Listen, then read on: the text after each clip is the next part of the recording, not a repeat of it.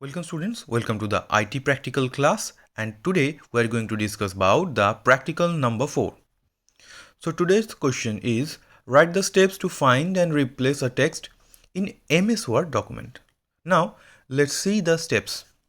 First, go to home, replace option, or alternatively you can press Ctrl+H.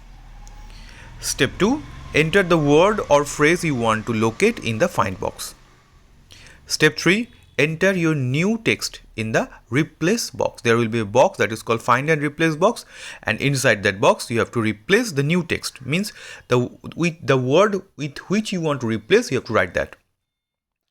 The next option, select find next until you came to the word you want to update. And the last step, choose replace to update all instances at once. For that, you have to use replace all.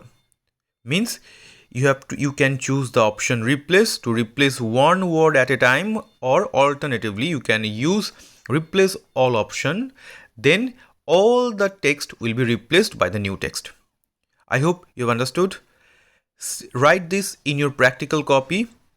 See you in the next practical class. Thank you.